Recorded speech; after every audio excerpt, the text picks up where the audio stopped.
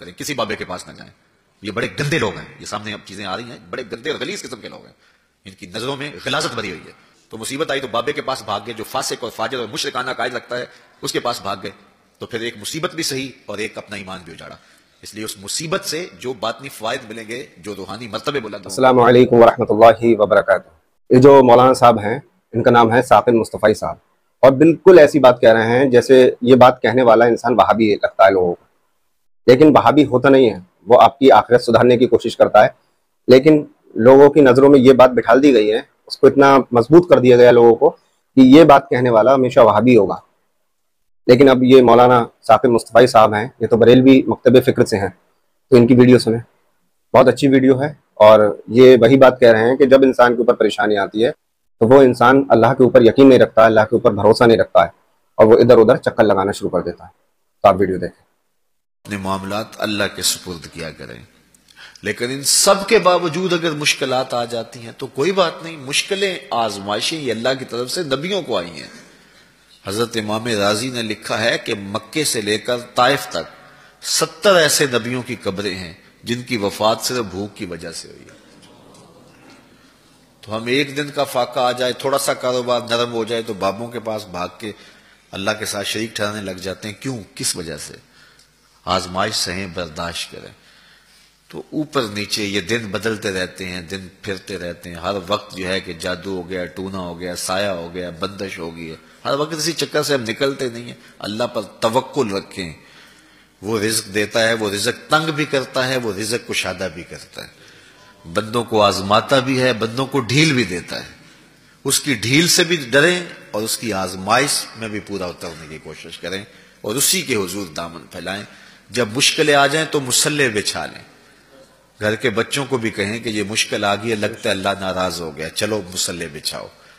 اگر بیٹیاں بھی نماز پڑھ رہی ہوں, نوافل ادا کر کے رب کے حضور دعا مانگ رہی ہوں, بیٹے بھی دعا مانگ رہے ہوں, چھوٹے چھوٹے بچے بھی دعا مانگ رہے ہوں, تو کیا اللہ خالی موڑ دے گا؟ تو زیادہ سے زیادہ نیک مجالس کے اندر شامل ہو جائیں. تو بالخصوص میں اپنے پیر بھائیوں کو پابند کرتا ہوں کہ آپ اپنے گھروں میں بھی پابند کریں, کسی بابے کے پاس نہ جائیں. یہ بڑے گندے لوگ ہیں, یہ سامنے اب چیزیں آ رہی ہیں, بڑے گندے اور غلیظ قسم کے لوگ ہیں. ان کی نظروں میں غلاظت بھری ہوئی ہے, اور جو ہے وہ لوگوں کے ہجوم سے کبھی متاثر نہ ہوں کہ فلاں وہاں سے اتنے لوگ جا رہے ہیں. لا یصیر الباطل حقا بکثرت المتمسکین بہ. اگر کسی جھوٹ کے ساتھ, کسی باطل کے ساتھ زیادہ لوگ وابستہ ہو جائیں تو اس وابستگی سے باطل حق نہیں ہو جاتا. لوگ کہتے ہیں جی اتنے لوگ آ رہے ہیں, کچھ ہے تو آ رہے ہیں. تو جو بت خانے میں جا رہے ہیں اتنے لوگ, تو کچھ ہیں تو جا رہے ہیں. کیا مطلب یہ کوئی اب معیار ہے؟ تو جوہلا کا جمع ہونا, جوہلا کا کہیں جانا, یہ معیار نہیں ہے. معیار جو اللہ رسول نے دیا ہے ہمارے نزدیک بس وہی ہے.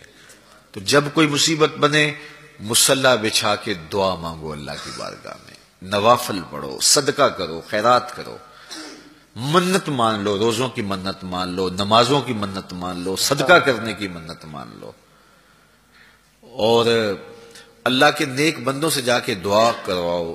غریبوں میں آپ رزق بانٹو, اس سے برکت ہوگی, اس سے پریشانیاں دور ہوں گی. رزق کم ہو گیا ہے تو غریبوں کو دو. لگتا ہے غریبوں کو دو گے تو اور کم ہوگا, نہیں. جب دو گے تو اللہ کے سچے وعدے آپ کو نصیب ہوں گے اور آپ کو برکت نصیب ہوگی. اس کے راہ میں دینے سے کم نہیں ہوتا ہے. اس لیے میں خاص طور پہ یہ باتیں اس لیے کر رہا ہوں کہ ان دنوں کے اندر بہت زیادہ جو ہے وہ اس طرح کے لوگ ہیں, اور مختلف جو ہے وہ چینلز کے اوپر ان کو سامنے لایا جا رہا ہے.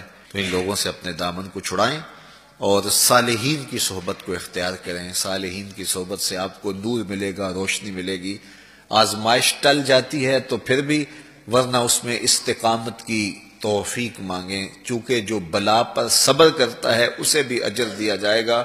صحیح حدیث میں آتا ہے کہ اہل بلا کو قیامت کے دن جو صلہ دیا جائے گا تو دوسرے لوگ آرزو کریں گے کاش ہمارے جسم کو لوہے کی کینچیوں سے کاٹ دیا جاتا. تو یہ جو تکلیفیں آتی ہیں یہ گناہ اس سے جڑتے ہیں, اس سے درجے بلند ہوتے ہیں, اس سے اللہ کی قربت نصیب ہوتی ہے. تو مصیبت آئی تو بابے کے پاس بھاگ گئے, جو فاسق اور فاجر اور مشرکانہ عقائد رکھتا ہے اس کے پاس بھاگ گئے. تو پھر ایک مصیبت بھی صحیح اور ایک اپنا ایمان بھی اجاڑا. اس لیے اس مصیبت سے جو باطنی فوائد ملیں گے، جو روحانی مرتبے بلند ہوں گے، ان کو حاصل کریں۔ تو غیرت کے ساتھ جینے کا ڈھب ہم سیکھیں، مت ایسے لوگوں کے پاس جائیں۔ اللہ آپ کو مجھے اپنی رحمتوں کے سائے میں رکھے۔ تو یہ ثاقب رضا مصطفی صاحب نے اتنی بڑھیا باتیں بولی، اللہ تعالیٰ ان کو اجر دے اس کا، کہ بالکل پکا بھروسہ ہمیں جو رکھنا ہے صرف اللہ کے اوپر رکھنا ہے، اور اللہ ہی ہے بھروسہ رکھنے لائق، کوئی نہیں ہے۔ اللہ تعالیٰ ہم سب کو ہدایت دے اور سیدھے راستے پر عمل کرنے کی توفیق عطا فرمائے۔ اسی طریقے سے میں آپ کو ویڈیو دکھاتا رہتا ہوں۔ جو لوگ اس ٹائپ کی باتیں کرنے والوں کو وہابی سمجھتے ہیں، دیوبندی سمجھتے ہیں، تو میں اسی لیے یہ چیزیں دکھاتا ہوں کہ انسان کے دماغ سے یہ چیز نکل جائے کہ یہ سارے مسلمان کا ماننا ہونا چاہیے۔ تو اللہ تعالیٰ ہم سب کو ہدایت دے۔ السلام علیکم ورحمۃ اللہ وبرکاتہ۔